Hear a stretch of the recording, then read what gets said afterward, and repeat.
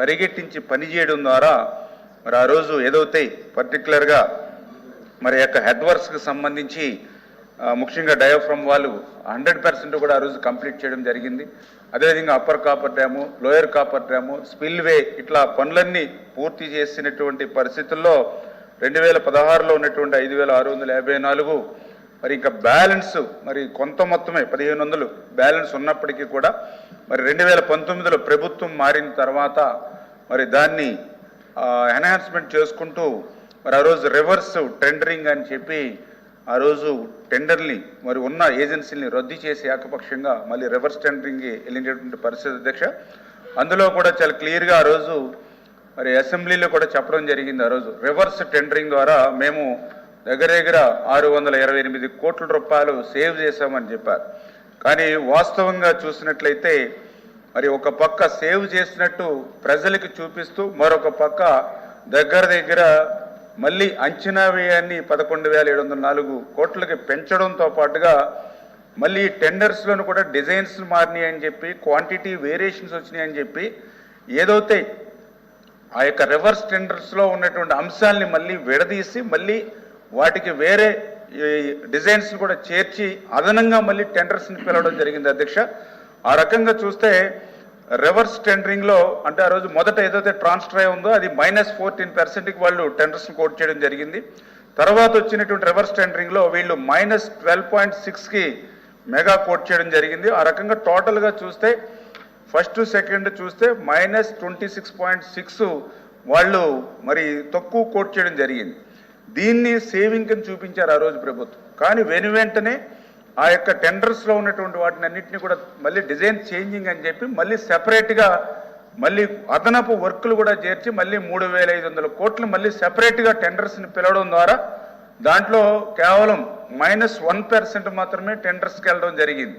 అంటే వాస్తవంగా ఆ రోజు ప్రభుత్వం గనక మరి నిజాయితీగా ఉన్నట్లయితే ఆ వర్క్స్ డిజైన్స్ మారి సెపరేట్ టెండర్స్కి వెళ్ళవలసి వస్తే ఏదైతే మొదట -26కి ఏదైతే రివర్స్ టెండరింగ్లు వెళ్ళారో ఆ -26.6గా ఈ వర్క్స్ని అప్పచెప్పుంటే అది నిజంగా సేవ్ అయ్యింది తప్ప ఒక పక్కన సేవ్ చేస్తున్నాం రివర్స్ టెండరింగ్ అని చెప్పి మరొక పక్క దగ్గర మళ్ళీ 2-3 వేల కోట్ల రూపాయలు మళ్ళీ అదనం భారం ఆ రివర్స్ టెండరింగ్ ద్వారా ఆంధ్రప్రదేశ్ రాష్ట్ర ప్రజల మీద మోపినటువంటి పరిస్థితి అధ్యక్ష. ఇది మొదటగా సభ్యులకి సమాధానం చెప్తూ ఉన్నా. అదేవిధంగా ఏదైతే ఈ యొక్క రివర్స్ టెండరింగ్తో పోలవరం ప్రాజెక్టే ప్రశ్నార్థం అయిపోయినటువంటి పరిస్థితి.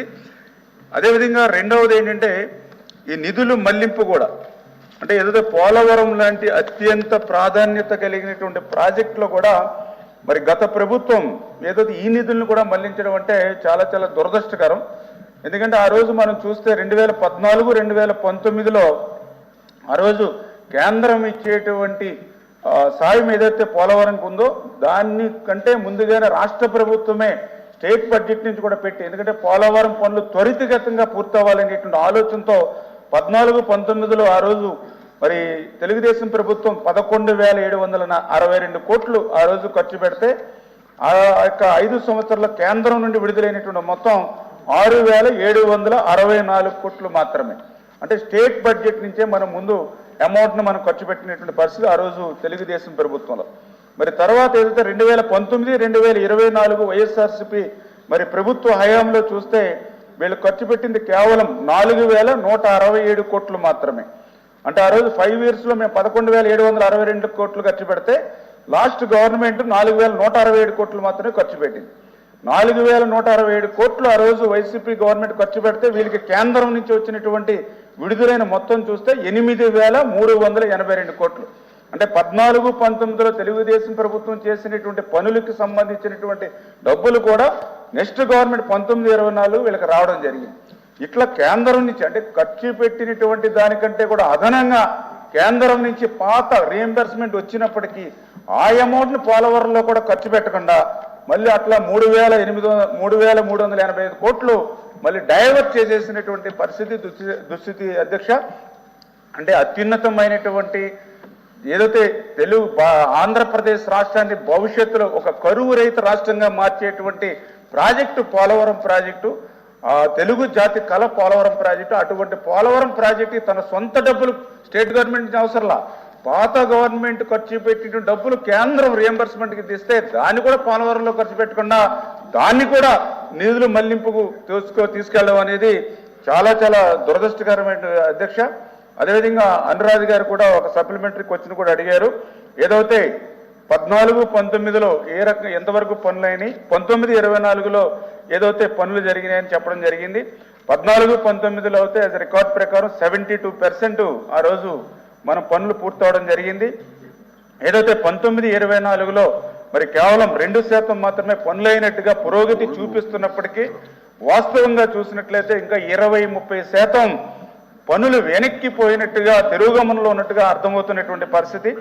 ఎందుకంటే పురోభివృద్ధి మాట నుంచి చేసిన పనులన్నీ కూడా ఆ రోజు ఉన్నటువంటి మరి జగన్మోహన్ రెడ్డి ముఖ్యమంత్రిగా ఏదైతే పనిచేశారో ఆయన యొక్క విధ్వంసానికి ఆ డయాఫ్రమ్ వాళ్ళు మొత్తం నష్టపోయినటువంటి పరిస్థితుల్లో మళ్ళీ తిరిగి దాన్ని నిర్మాణం చేయాలంటే దగ్గర దగ్గర 990 కోట్ల రూపాయలు ఖర్చు అవుతుందనేటువంటి విషయం చెప్తూ ఉన్నారు. అదేవిధంగా ఏదైతే అప్పర్ కాపర్ డ్యామ్ కానీ లోయర్ కాపర్ డ్యామ్ కానీ అవి సీపేజీలను కూడా మరి ఇంకా దాన్ని కూడా కంట్రోల్ చేయలేనిటువంటి పరిస్థితి ఉంది. గైడ్ బండ్ చూస్తే మరి అది కూడా మొత్తం కృంగిపోయినటువంటి పరిస్థితి ఉంది. ఈ రకంగా ఏదైతే 19-24లో ఏదో పురోగతి మాట నుంచి మళ్ళీ ఒక 20-30% వెనక్కి ప్రాజెక్ట్ వెళ్ళిపోయినటువంటి పరిస్థితి. ఇది నేను చెప్పడం కాదు, సాక్షాత్తు ఐఐటి హైదరాబాద్ అంటే ఎవరైతే నీతి ఆయోగ్ ఆ యొక్క పోలవరం మరి ఏదైతే డయాఫ్రమ్ వాళ్ళు విధ్వంసం మీద రిపోర్ట్ అడిగితే వాళ్ళు చెప్పారు, ఐఐటి హైదరాబాద్ నిపుణులు 2020 ఆగస్టులోకి వచ్చినటువంటి వరదలకి డయాఫ్రమ్ వాళ్ళు దెబ్బతింది.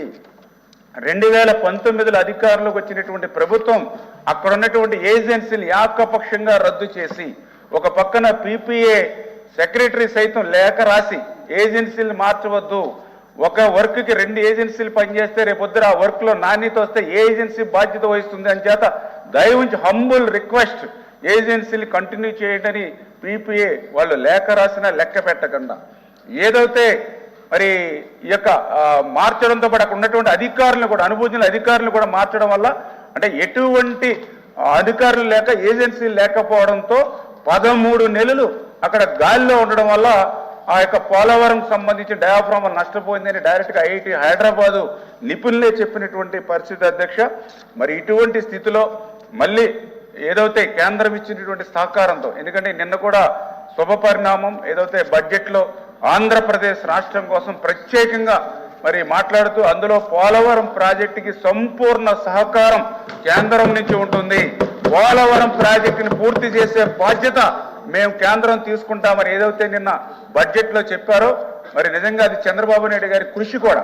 ఎందుకంటే ఆయన ప్రమాణ స్వీకారం చేసినటువంటి 30 రోజుల్లోనే 2 సార్లు ఆయన ఢిల్లీకి పోయి ఏదైతే మన ఆంధ్ర రాష్ట్ర ప్రయోజనాల కోసం ఏదైతే అటు ప్రధానమంత్రి గారితో కానీ అటు కేంద్ర మంత్రులతో కానీ ఏదైతే మాట్లాడారో దాని యొక్క ఫలితం నిన్న ఏదైతే బడ్జెట్ సమావేశాల్లో మరి మనకు వచ్చిందని చెప్పి తెలియజేసుకుంటూ ఏదైతే ఈ యొక్క సవాళ్ళు ఏవైతే ఉన్నాయో పోలవరం ప్రశ్నార్థకం ఏదైతే అయిందో వీటన్నిటినీ కూడా నరేంద్ర మోడీ గారి యొక్క సహకారంతో చంద్రబాబు నాయుడు గారి కృషితో వీటినన్నింటినీ కూడా అధిగమించి ఆ పోలవరం కళ సాకారం చేస్తామని చెప్పి మీ ద్వారా తెలియజేస్తున్నాం అధ్యక్ష. Thank you.